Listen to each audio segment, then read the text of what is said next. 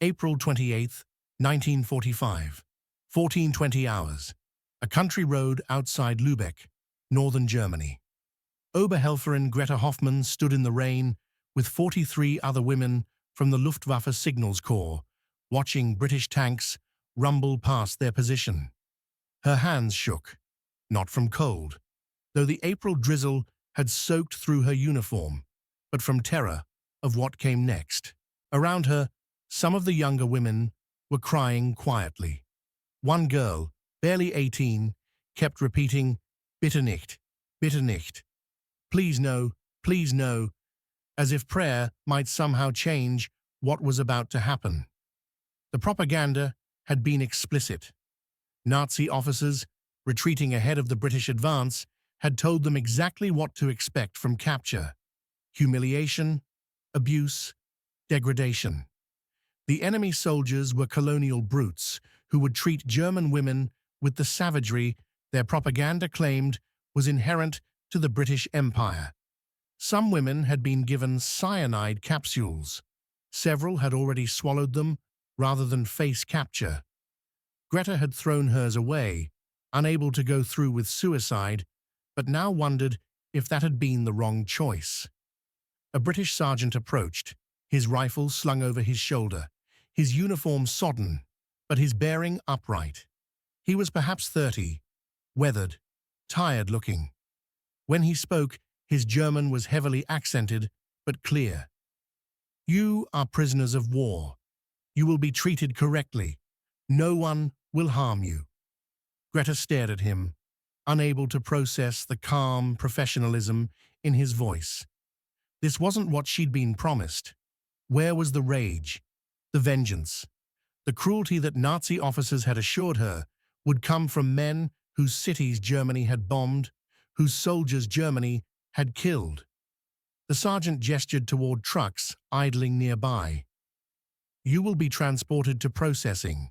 You will receive food and medical attention. Is anyone wounded who requires immediate care?" One of the women raised a trembling hand. The sergeant called over a medic, who approached with a field kit and began examining the woman's injured arm with gentle competence, speaking softly in English, while cleaning and bandaging the wound. When he finished, he offered the woman a chocolate bar from his ration pack. Greta Hoffmann began to understand that everything she'd been told was lies, and that realization, standing in the rain on a German road in the final days of the Reich, was more shocking than capture itself. The women of the Wehrmacht. By 1945, Nazi Germany had mobilized hundreds of thousands of women into military auxiliary roles, a necessity born from total war's insatiable demand for personnel. The transformation had been gradual and contradictory. Nazi ideology officially held that women's place was in the home, bearing children for the Reich, maintaining domestic sphere while men waged war. But ideology yielded to necessity as casualties mounted and manpower shortages grew critical. Women filled positions as clerks, radio operators, searchlight crews, anti-aircraft auxiliaries, nurses, and administrative staff, roles initially classified as auxiliary to maintain the fiction that women weren't truly part of the military, but which became increasingly indistinguishable from regular service as the war progressed. By 1943, approximately 500,000 German women served in various auxiliary organizations: the Wehrmacht helper supporting army operations, Luftwaffe helper working with the Air Force, Marine helper attached to the Navy, and numerous civilian organizations performing military functions. They wore uniforms, lived on military bases, worked in combat zones, and faced the same dangers as male personnel when Allied bombers struck German cities or when front lines collapsed and auxiliary units found themselves in combat areas. These women received training ranging from weeks to months, depending on their roles. Radio operators learned Morse code and communications protocols. Anti-aircraft crews trained on fire control systems and target recognition. Nurses underwent medical instruction that, while abbreviated compared to civilian standards, prepared them for the realities of treating combat casualties.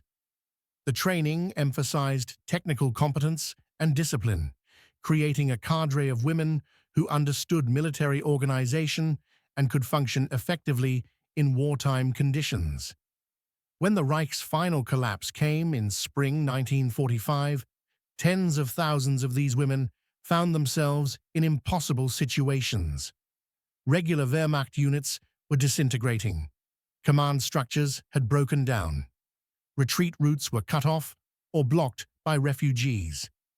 The choice facing many auxiliary units was simple: attempt futile resistance, attempt escape through chaos that was claiming thousands of civilian lives daily, or surrender to advancing Allied forces. Those who chose surrender did so with genuine terror about what would follow, convinced by years of propaganda that capture meant torture, rape, and death. The British approach. British forces advancing through northern Germany in April and May 1945 encountered female POWs with increasing frequency, requiring guidance on handling a situation many commanders had not explicitly anticipated. The guidance, when it came from higher headquarters, reflected deeply embedded cultural values about proper conduct toward women, regardless of circumstances. Orders emphasized that female prisoners would be treated with the same respect and protection afforded to British servicewomen, that any abuse or improper conduct toward female POWs would result in courts-martial, and that maintaining discipline and propriety when dealing with captured women was a matter of military honor. This wasn't abstract principle. It was specific instruction that reflected how the British Army understood its own identity. Officers and senior NCOs had been raised in a culture where conduct unbecoming an officer and gentleman was among the most serious charges one could face, where proper behavior toward women was considered fundamental to civilized society, and where maintaining standards of decency under all circumstances was viewed as separating civilization from barbarism.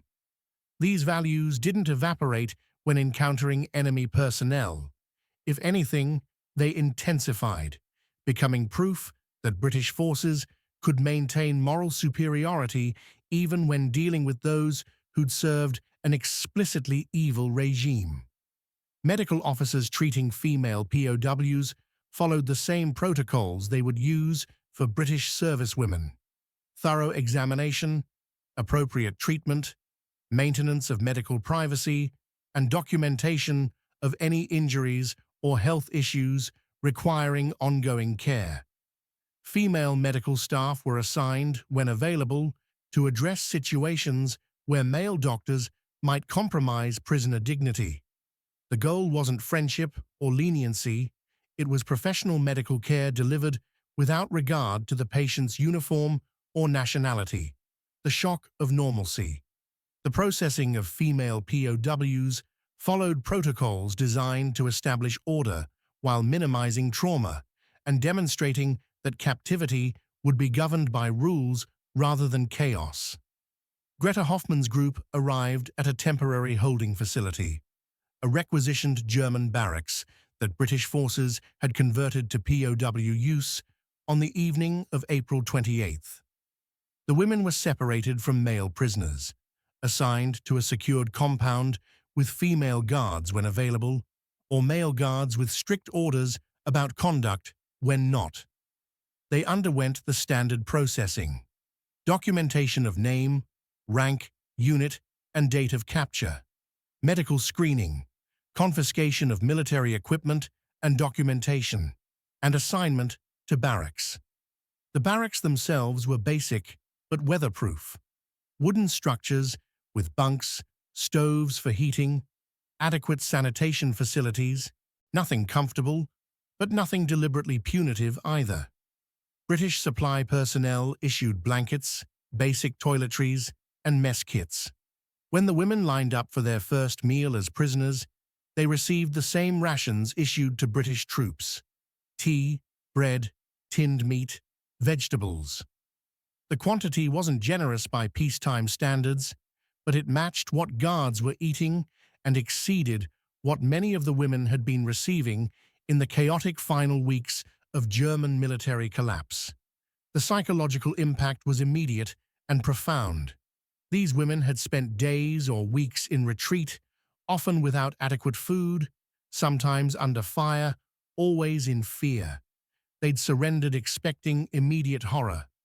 Instead, they found themselves in a controlled environment where guards maintained order through presence and authority rather than violence, where basic needs were met systematically, where the immediate terror of capture gave way to the routine monotony of imprisonment. Many wept, not from despair, but from relief so overwhelming it produced physical reaction. The tension that had sustained them through surrender, through processing, through the first hours of captivity, suddenly broke when they realized they were safe. British guards, confronted with dozens of women simultaneously breaking down, responded with awkward compassion, offering additional tea, extra blankets, quiet reassurance that they were prisoners but would be treated correctly.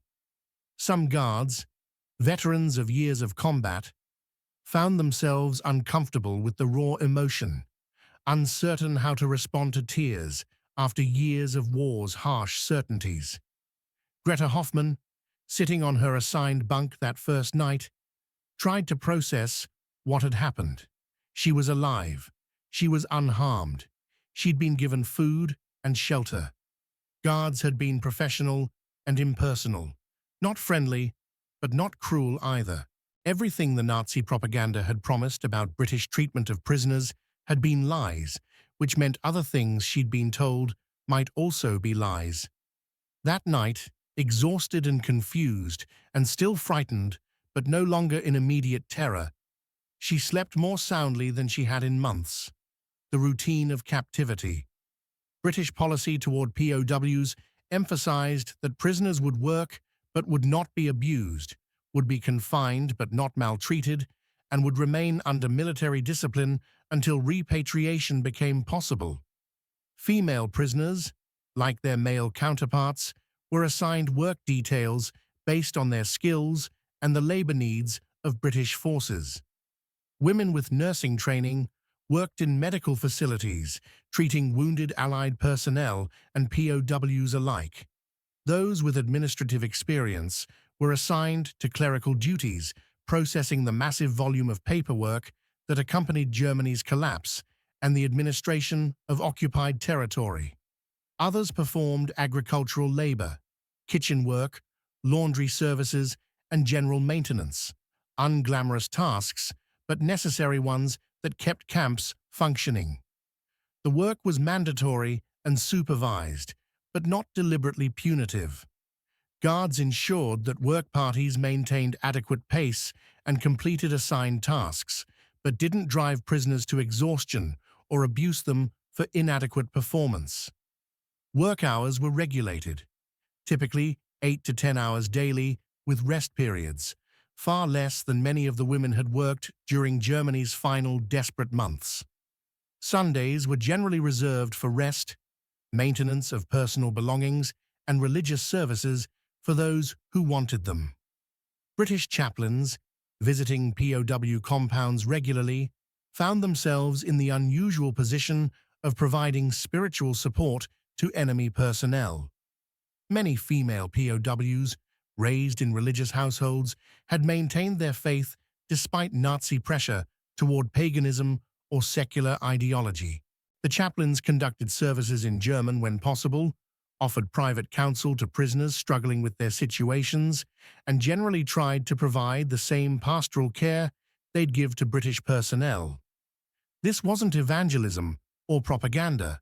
It was simply extending religious ministry to people who requested it, regardless of nationality. The routine of captivity gradually displaced the trauma of surrender. Women developed social structures within compounds, friendships forming around shared experiences, work details creating small teams with their own dynamics, informal leaders emerging to help organize daily life. Some prisoners taught language classes, sharing their German with guards, trying to learn basic phrases while learning English from soldiers willing to instruct. Others organized small theatrical performances or musical programs with whatever instruments and talent were available. This wasn't friendship between prisoners and guards. The distinction between captor and captive remained clear and maintained through fences, patrols, and regulations. But within those constraints, a form of mutual respect developed. Guards who maintained consistent fairness earned prisoner cooperation.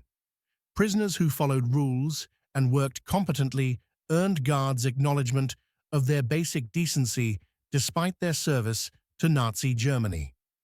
Both groups navigated a situation none had expected, finding ways to make it function through small accommodations and recognition of shared humanity.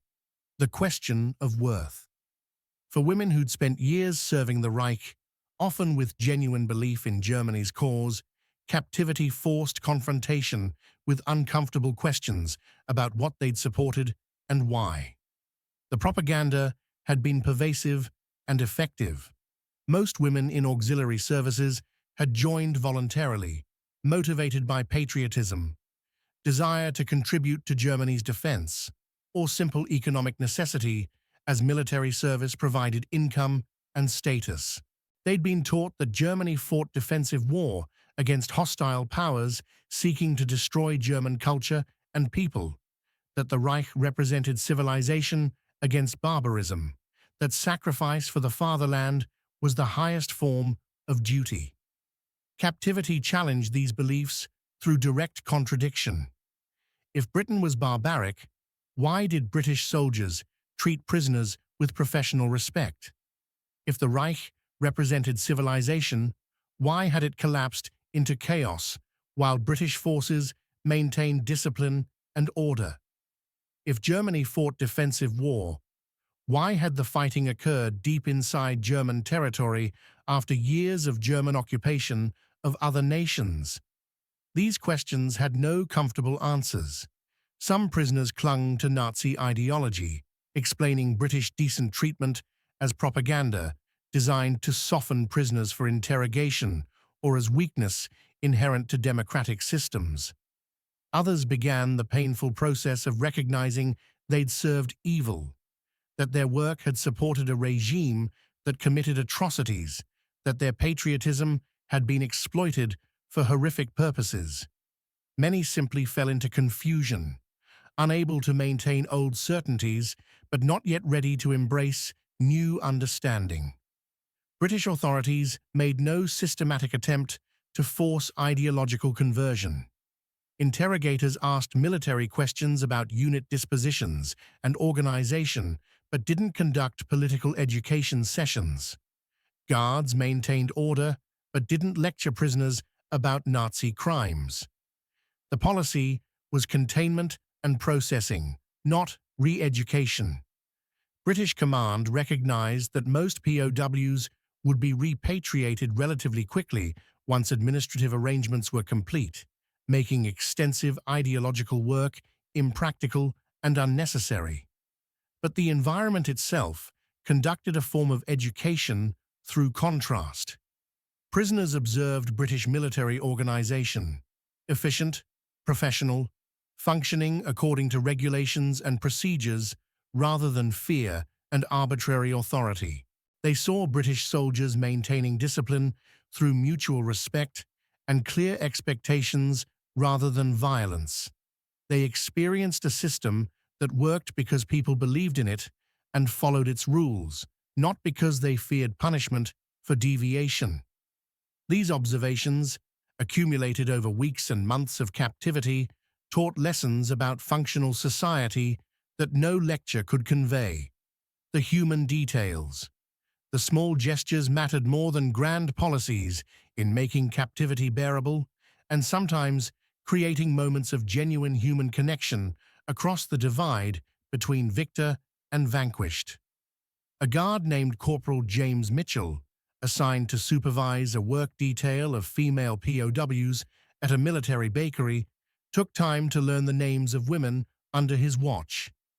Not from friendship, but from professional respect. He believed that people worked better when treated as individuals rather than anonymous prisoners.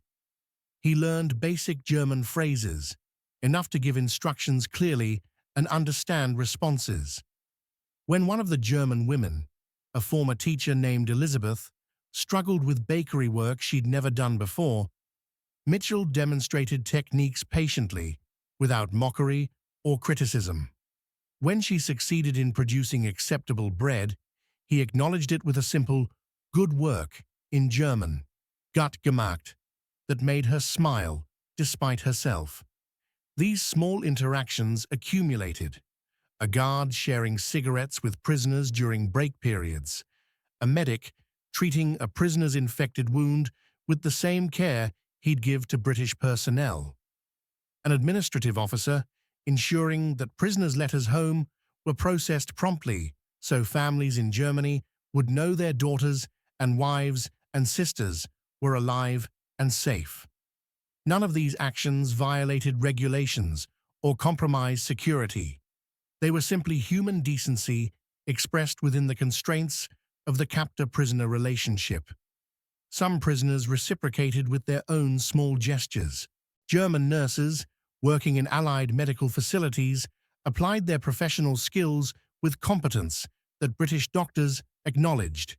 Women assigned to agricultural work learned British farming techniques and implemented them effectively, producing results that surprised skeptical farmers who'd expected incompetence or sabotage. Kitchen workers prepared meals with care that went beyond mere compliance with orders, taking professional pride in their work despite being prisoners. The gradual development of functional working relationships didn't erase the fundamental reality of captivity or transform enemies into friends, but it created an environment where both guards and prisoners could maintain their dignity, where the daily routine functioned through mutual cooperation rather than pure coercion, where humans on both sides recognized their shared humanity despite the uniforms and circumstances that divided them. The unexpected truth. What German women discovered in British captivity wasn't kindness. It was something more valuable and more lasting: consistency. Guards didn't befriend prisoners, but they maintained professional standards. Officers didn't sympathize with prisoners' situations, but they enforced regulations protecting prisoner rights. Medical staff didn't show particular compassion, but they provided competent care without discrimination. The system didn't forgive what Germany had done, but it treated individual Germans according to rules rather than vengeance. This consistency created an environment where prisoners could establish routine, where they knew what to expect, where following regulations earned predictable responses rather than arbitrary punishment. It demonstrated that order didn't require terror, that discipline could exist without cruelty, that authority could be maintained through competence and fairness rather than violence. For women who'd served a regime that functioned through fear and arbitrary power, these revelations were profound. The British didn't treat female POWs with excessive sympathy or particular gentleness. They treated them as prisoners of war, entitled to specific rights under international law and British military regulation, subject to confinement and work requirements, but protected from abuse and entitled to basic dignity. That treatment, neither vindictive nor indulgent, simply correct, proved more powerful than propaganda precisely because it was genuine. It wasn't performance designed to impress. It was how British forces actually operated when dealing with prisoners, because maintaining proper standards was how they understood military professionalism. Years later, when survivors recorded their experiences, The consistent theme wasn't gratitude for special kindness, but appreciation for basic decency when they'd expected brutality.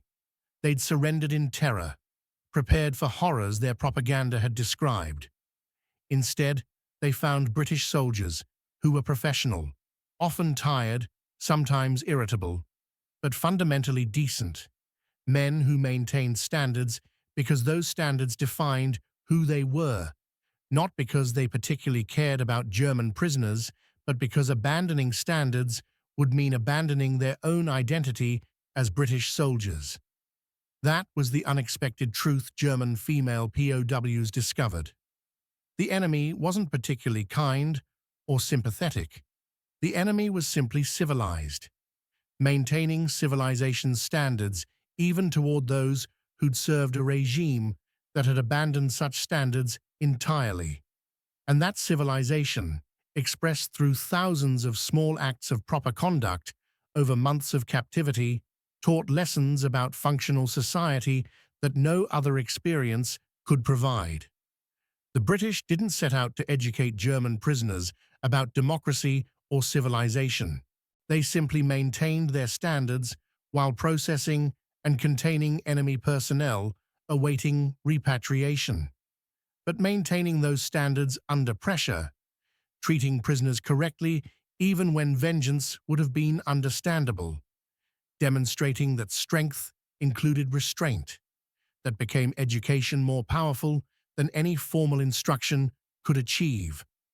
Empires fall, battles fade to history, but dignity, treating even enemies with basic decency when you've defeated them, maintaining standards when abandoning them would be easier, proving through action rather than words what civilization means. That persists. In 1945, British forces demonstrated that victory didn't require vengeance, that strength included restraint, that being gentlemen wasn't weakness, but foundation of lasting moral authority. German women who'd expected humiliation but received professional correct treatment learned that lesson firsthand and carried it forward long after the fences came down and the POW camps closed. The British hadn't shown them kindness. They'd shown them something more important: what civilization looked like when tested. And that made all the difference.